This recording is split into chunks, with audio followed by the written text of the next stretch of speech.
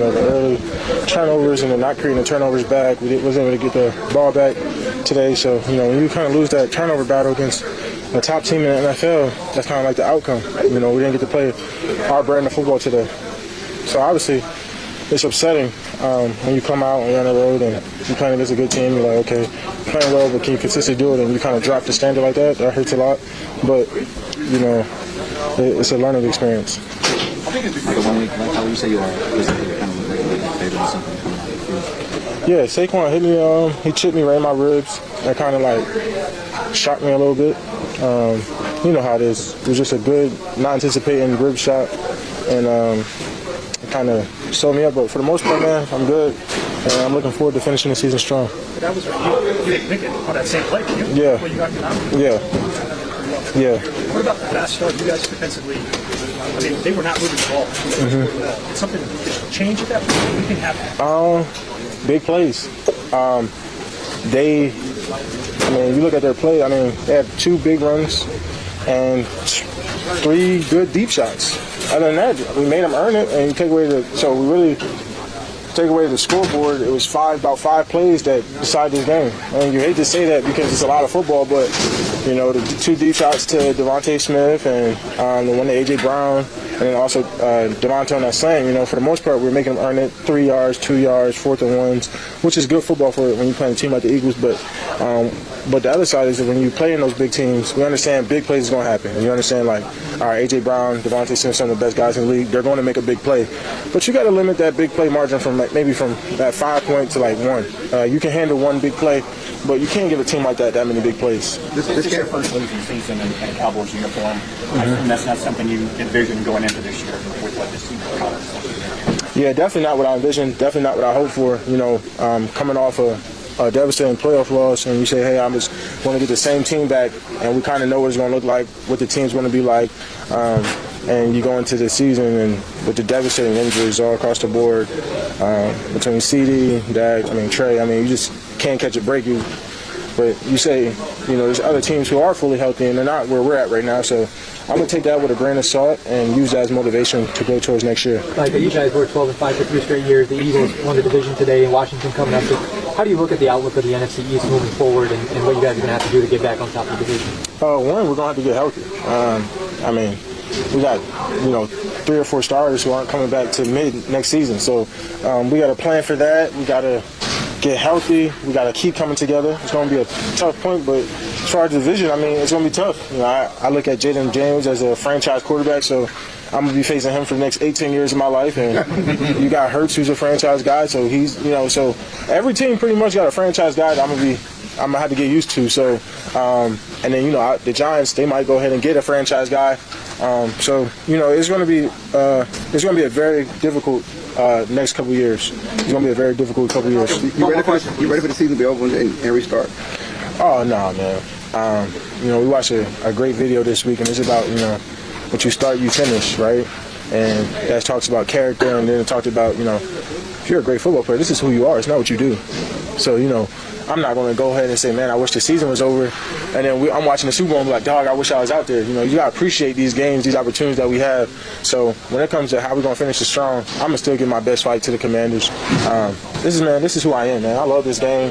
Sometimes you don't get the outcome and you don't accomplish what you want to accomplish, but the love don't change, your character don't change. It's just all part of the journey.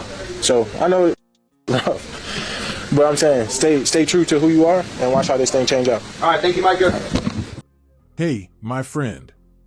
Let's talk about what happened in Week 17 against the Eagles. I know, it's not easy to relive that game, but it showed us some harsh truths about our Cowboys. Without CeeDee Lamb out there, Cooper Rush really struggled. And Micah Parsons? He was practically carrying the defense on his back, accounting for 75% of the pressures. That's insane, right? Even with Jalen Hurts out due to a concussion, the Eagles completely outclassed us in every phase of the game. Offense, defense, special teams, you name it. It's clear the Eagles are playing chess while we're stuck playing checkers. So here's a question for you. What do you think was the biggest problem in that game? Was it the lack of offensive weapons, the injuries, or just poor planning overall? Drop your thoughts in the comments. Maybe we'll do a poll to see what most fans think. The truth is, this loss should be a wake-up call for the Cowboys front office. Something has to change. And fast. You know, after that loss, Micah Parsons didn't hold back when he spoke to the media. What he said wasn't just about the team needing to get healthy. To me, it felt like he was sending a subtle but direct message to Jerry and Stephen Jones. Think about it. He mentioned that we've got 3 or 4 star players who won't even be back until the middle of next season. He's talking about guys like Trayvon Diggs, DeMarvion Overshown, and Josh Butler, who tore his ACL on Thanksgiving. Micah's basically telling the front office, don't wait around for these players to come back. Start planning now. Do you agree with Parsons here? Let me know in the comments. We could even set up a vote. Should the Cowboys build around the current roster, or should they aggressively seek new talent this offseason? Micah knows what this team needs, and he's not wrong. If we don't act decisively, we'll be playing catch-up with teams like the Eagles and even Washington, who just clinched a playoff spot with a rookie quarterback. And here's the kicker, Micah wants his contract extension done before free agency starts. That's bold, but doesn't it just prove how serious he is about the team's future? What's your take on that? Would you prioritize Micah's extension before looking at other moves? Let's talk about it. Alright, let's take a closer look at what the Eagles are doing right. Whether we like them or not, they've set the blueprint. Last offseason, they went all in, re-signing their top talent and snagging key free agents. And look where they are now, dominating the NFC East. Meanwhile, we've stuck to the same old habits, playing it safe and hoping for the best. Let's be honest, does that ever really work out for us? Imagine if we had been just as aggressive in free agency. Could this season have turned out differently? Here's a question for you. If you were in charge, what's the one position you'd spend big on this offseason? Offensive line? Secondary? Tell me in the comments. And if enough of us agree, maybe Jerry will finally take a hint. The truth is, Philly's core isn't going anywhere. If we want to compete with them, and let's face it, with the rest of the NFC East, we can't afford to sit back. It's time for the Cowboys to stop being reactive and start being proactive. Let's talk injuries, because, honestly, they've been a huge problem for us, and they're not just affecting this season. Micah was right to point out that we've got key players who likely won't be back until mid-next season.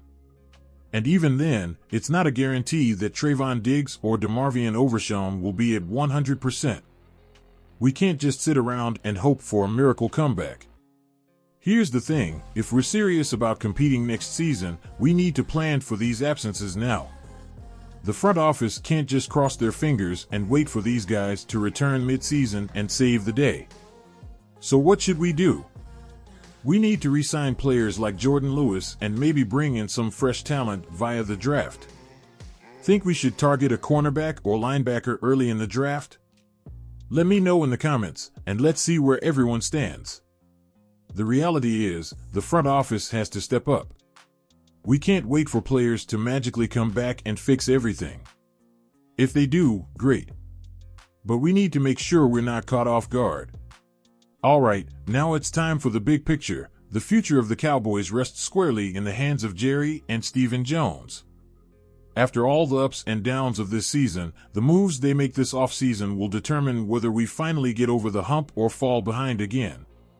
Micah Parsons made it clear, he wants his contract extension by the start of free agency, and that's just the beginning. We need a proactive approach, addressing both immediate needs and long-term goals. This isn't just about adding talent, it's about keeping the core intact and making the right moves to set us up for success. So, what do you think the front office needs to do first? Should they focus on Micah's extension or look at filling key positions first? Drop your thoughts in the comments. Let's see what moves we should push for. The ball is in their court now. Let's just hope they don't drop it.